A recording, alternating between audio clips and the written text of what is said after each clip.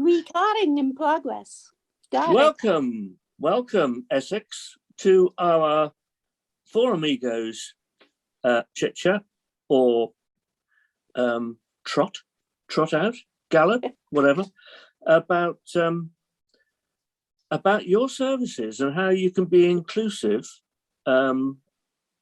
in particular with regard to dementia, I suppose.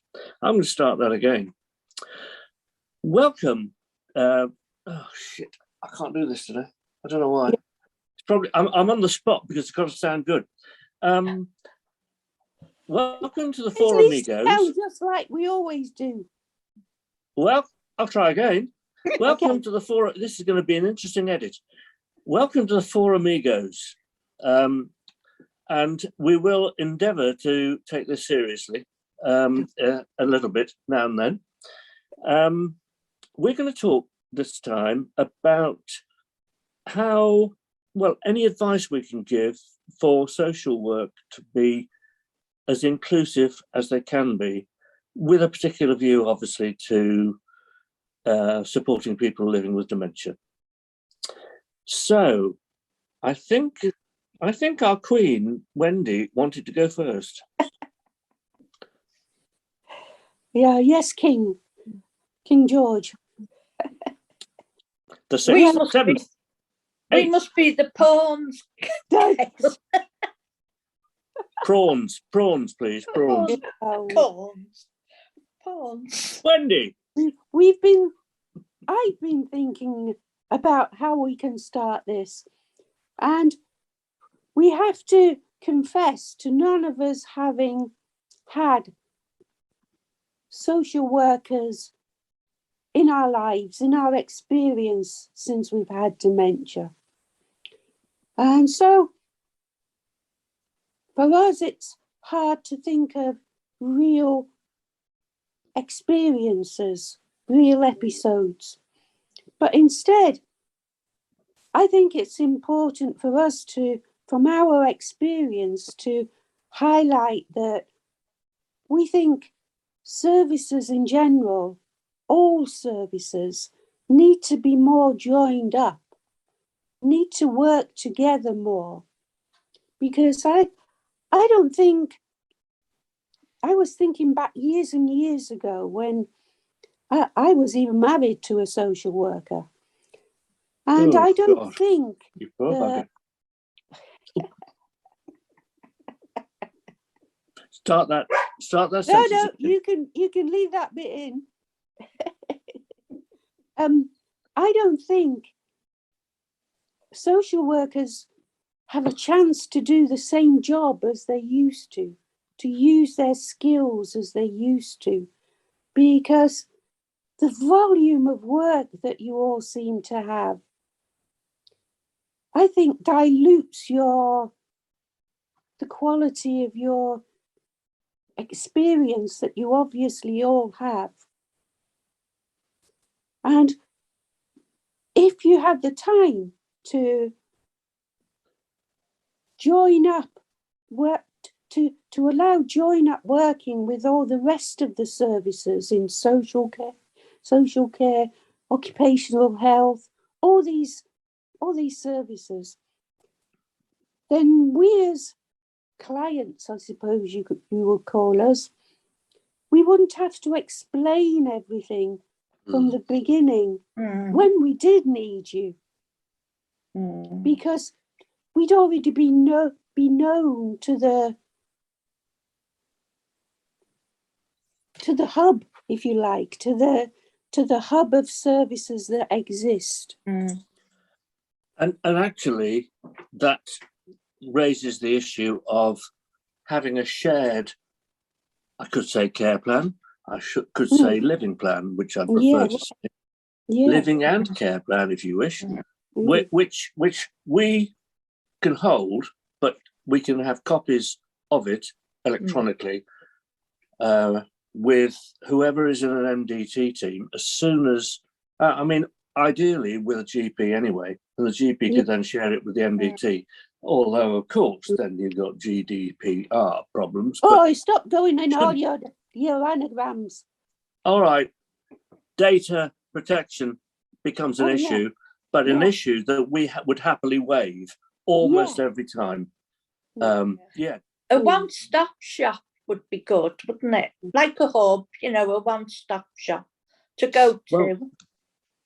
Well, now that's interesting, because I've got something written down here about simple access, and a lot of, well, our shop, even here in Shropshire Council has a single point of access. I think it's called First Point of Access, FPOC, great name, and supposedly you ring them up and they will answer what they can and then pass you on to whoever. But time and again, I am told by people who've tried to do this, usually carers, that they get either given the wrong information, and that happened to a friend of mine, about choice of care homes or something like that, or you're told, well, you'll have to deal with X or Y or Z, and then the person's told to phone X or Y or Z, and then X or Y or Z says, oh no, it's not me, it's A, B or C, and you go around in circles, and carers get driven mad. So for me, to reinforce what Dory said, you need to make sure that the services offered are genuinely brought together to a single point of access, and that the people who are on the front end of that single point of access understand what's going on, what dementia means, what caring for someone with dementia means, how difficult it is, and what you need to do to actually listen to the person. Say you don't have a carer, say you're just, like Wendy, living on your own with dementia. You get a phone call. Is that person on the end of the phone call going to actually understand the need to take time? I mean, Wendy finds phone calls very difficult. I don't like them. I need to see the person I'm talking to. So how do you provide, for example, a Zoom or equivalent type of access, which I think would be, it's a no-brainer now, I think. Gail, any thoughts? Yeah, such a good point for understanding. For me, I have no idea in my area whether there's a social worker available, where I would find the social worker. So how would I access any information? Because since my diagnosis, there's been no point of contact really with anybody. So my only point of contact is my GP, or to go back to the memory service and ask them, because nobody has given me any information on anything really. Do you get to see the same GP?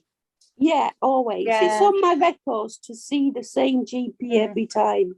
You see, I see a different one every time I go, and I have to go through everything again. I'm very lucky then. Yeah, like me. Yeah. But that goes back to what you were saying, George, about whatever service sees us, including social workers, need to have a good understanding of dementia. Yeah. Otherwise, they're just helping us blind almost. Yeah. Well, I mean, so specifically, what are the key issues about the dementia as opposed to the social work that they need to understand to be able to make sure we're not effectively blocked out? Yeah, well, you said it yourself, George. Okay, taking time, that's one. Getting to know us. Yeah. And that takes time. Trying to keep the same social worker is important, because then you can build up a relationship with one another. The thing is, people with dementia, I'm quite wary of new people, meeting new people, and I get quite nervous around them. So if you've got a different social worker visiting you every, say, month, and there's a new face at the door or wherever, you're going to be quite nervous about that, and you're not going to open up as much. Whereas if it's the same person, you will build up a rapport with them. So if you had this one person, whether it be the GP or that you saw this one person, they would get to know you. And so if you had a regular appointment, say once a month, to see the same person, they would know what problems you have and can discuss that with you and see how, you know, the difference in a month makes or something like that. And they can also notice the changes in you. Yeah. You know, we don't always notice changes that are happening. For me, I often notice them maybe, 2 or 3 weeks afterwards. Something else will happen and I'll think, oh, is that the first time that's happened, or has that happened before? They can also see, that there's a good chance they'll see you on a bad day as well. Oh, yeah. And that is so important. If it's Because a regular thing, if it's a regular person, because they can see how to deal with you almost on a bad day, how to talk to you, whether there's any point in talking to you, whether they need to write more down about what they've been communicating to you. Because I think that's another good point to make to them, is that just telling us something isn't going to work, because we'll forget. So, they must write things down. I think I've said before that with my GP, I take my book with the questions and she writes the answers so that I can tell my daughters what's happened. Otherwise, I'll have a Scooby-Doo. So the living plan that we've got a draft of, which we're on a point of probably accepting and endorsing in Shropshire and Telford, is one that includes blank pages for people to write down, and it can stay in the house. So it can, or you can use a separate diary or whatever you want, where you actually write in. You can use it to write in what you want the person to know, so that they can check it whenever they come, even if you can't remember. And they can write in what they want you to know and remember. So you can, even if you can't remember it, you can read it again. So I think that is a really, really important point to make. Well, that goes back to a postcode lottery, though, doesn't it? Yeah. Because well, it does, but anybody, you don't need a postcode lottery to just say, use a journal or a diary of some sort. Just have, an A5 size diary. But wouldn't it be good if every area had this living plan? Yeah, absolutely. Yeah.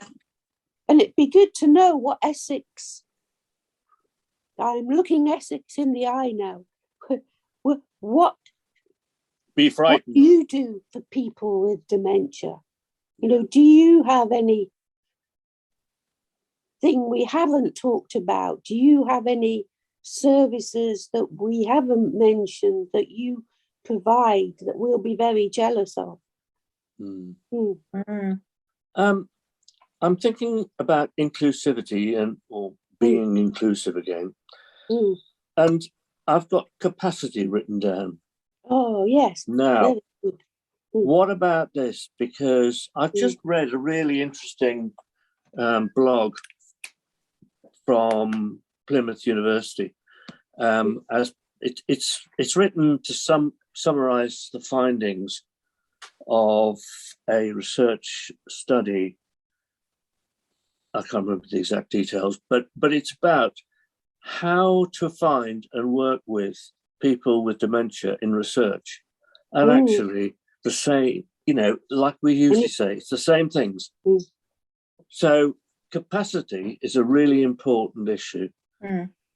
And if we are if we have our selfhood taken away, if our identity, our decision making, it will make everything a lot worse for us, because we'll just go into a shell and whatever else. So if you think we haven't, if our capacity might be slightly below par on a particular day, or at a particular time that day, then you need to give more time to us and find different ways of explaining things. I mean, this is teaching you to suck eggs, Essex, but it's what we need to say.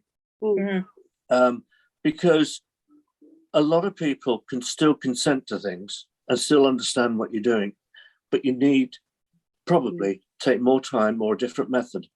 So, as we said earlier, telephone, probably no good for most people with dementia. If you can't do face-to-face, it's certainly got to be Zoom. And if it's Zoom, you probably need someone like a carer to help put it on. And even then, there are lots of people who can't process what's going on a screen, even if it's just one person on it, let alone 2 or 3.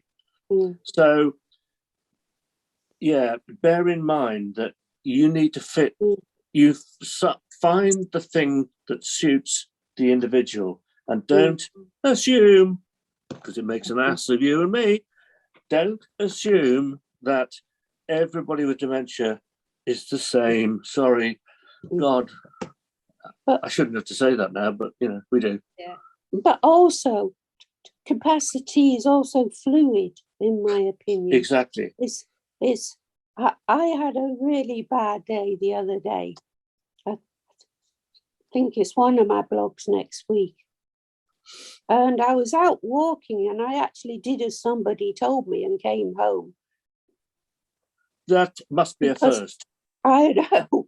But, anybody who had visited me that day would have thought I didn't have capacity, because I didn't really know what I was doing. Yeah. So it's also understanding the fluidity of capacity as well. And don't assume one occasion is the all-time occasion. Make the assumption that we do have capacity until we prove that we haven't. Without doubt. And even if we haven't, we may not totally not have it. It might just be fluctuating. I think for me, if there was a social worker visiting and they came round and I was having a bad day where I wasn't able to think clearly and answer the questions, and I was most probably just sat in the chair, and then they went away and wrote down what their findings of that day, they might say that I need more care. But that's quite scary for me, because if they visited me 2 days later, they would find that I was totally different. And I think that is the scary part of a social worker coming into somebody's life that has dementia. If you don't understand just how we are on certain days. Yeah. It's that back to not assuming what you see on the day is a forever thing. That's a bit like, I don't know whether I've discussed this before, and it might not be the same thing, about the power of attorney, where I was coming up to get my pension, my old age pension, and I phoned up just to ask how much my pension would be, so how much to live on. And they wouldn't discuss it with me, because they said I had power of attorney, which I did, but it hadn't been activated. Well, that's ridiculous. It was only for when I didn't have capacity. Yeah. And I had this row with this person on the phone, but still, or any letters about my benefits or pension go to my daughter. Well, that's actually, I think that's legally wrong. If you have not activated it, you simply registered it, then that is legally wrong. Maybe that could be another discussion. But I'm pretty certain that if you don't actually activate, and I don't really know what activation means, but a solicitor would. I mean, basically, I suspect it's when the person who has your power of attorney takes along a document to the bank or whoever else and says, right, I'm activating this, deal with me from now on. It goes back to capacity again. You can either do it before you've lost capacity, when you're aware of what you're doing, or your people with authority can. You should certainly create the power of attorney while you're still able to do it. Of course, but we did otherwise. But you shouldn't have to you shouldn't have to sort of say on a particular day, right, everything from today onwards, power of attorney. It should be feasible to actually be able to continue to have discussions about your own business and life when you're able to. What we said, it was only to come into use when I haven't got capacity. Yeah. And I know we might not think you've got capacity, but the rest of the world does. I've never had capacity, George. You have the capacity to love. Yes. Oh, God. That's not like you, George. He's getting sentimental. I know. So anything else that we haven't said to do with being inclusive, which is basically making inclusive, I think, means making sure that anybody can easily access the service, and by the way, not just saying everybody has an equal opportunity to access it, but saying everybody is enabled to overcome any, call it disability or barriers that they personally might have. And there's a wonderful cartoon which I love, which is three people at a bridge and looking over the parapet of the bridge. One person is tall and can see everything. I'm just drawing it. I'll show you in a minute. Okay. One person can just see over the top, and the other person can't. So they need a stool. That might be equal access. I mean, as in same service for everybody. But actually, what you want is everybody with their heads above the parapet, as in the below bit. So you need to make allowance and help people get over the disability they may have.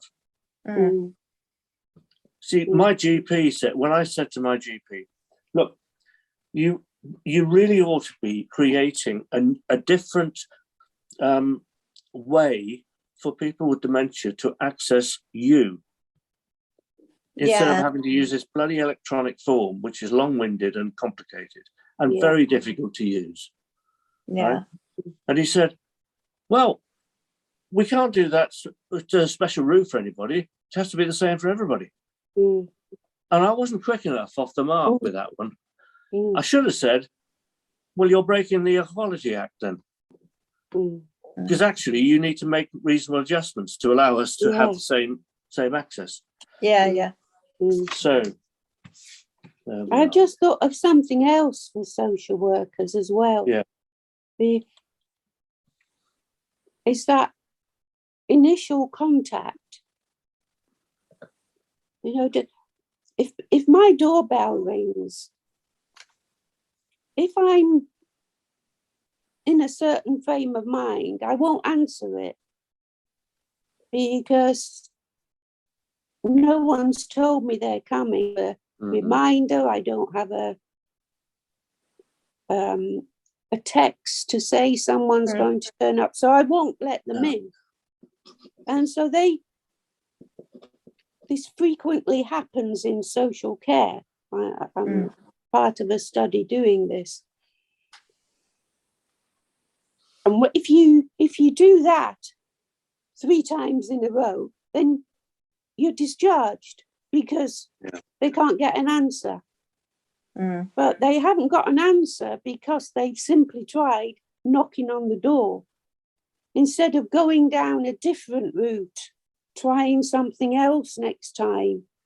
A hammer. Pardon? A hammer. No, I mean, it's a very good point, because think about the way doctors and the NHS now use reminders. Yeah. I mean, there are some services. There's a skin care service that I've been seeing about my head for a while. I mean the outside of my head, not the inside. And I get about 3 reminders for every appointment. You know, from midweek to the day before to the morning of. That's what you need. You need to have, and you can do it, automate it. It's into the software. It's easy nowadays, I'm sure, to do. But we need reminders of everything. And both in terms of what we have to do, and also that you're coming to visit us. A lot of it. I mean, I hate answering the phone now. I do. And we got rid of our landline on purpose. Partly because we were getting spammy calls all the time, but partly because I had to get up out of a chair or wherever I was, go and try and get there before it hung up, and it usually did, and then have a conversation when I'm just not in the right place for it. I just don't answer it anymore. But just going on from that is also, don't judge the book by its cover. Well, unless it's your book. Oh, unless it's my book. Yes. I hope. And you're looking distinctly the same colour as your book today. Why don't you have a print the cover of my book. The title on there? Anyway. I keep, getting the tray out the oven. Without putting the oven glove or getting the tea towel. God. Yeah. I just forget. That's your trick, isn't it, Gail? It is constantly. Haven't found a way to do that. But going back to, I think we're going off now, aren't we? You bring it's us back. It's unusual for Gail to bring us back. Go on. I was just thinking, I used to have contact with a social worker due to fostering children. And it's just suddenly come into my mind that I hope that social workers, when dealing with people with dementia, actually do listen to us and not go by their book, because we're not a textbook. Nobody is a textbook case of dementia. And it scares me a little bit to think that they will be reading a book on people with dementia. Not my book, obviously. Not your book. Not your book, Wendy. Although they should be reading your book. Exactly. And going by, are they in stage? Because it drives me mad how they say that we have stages of dementia. And, everybody's going through different. And the thing for me is that if they're reading these books on dementia, they're going to look at us and think, they could be further on than they are, or not as far as they are, so they won't need help, which scares me a little bit, where the social workers come in. Yeah. Well, again, it goes back to get to understand the person. Yeah. Take time to get to know them, and they will tell you if they, like I often say to people, you probably think I haven't got dementia because I can talk quite fluently. Okay.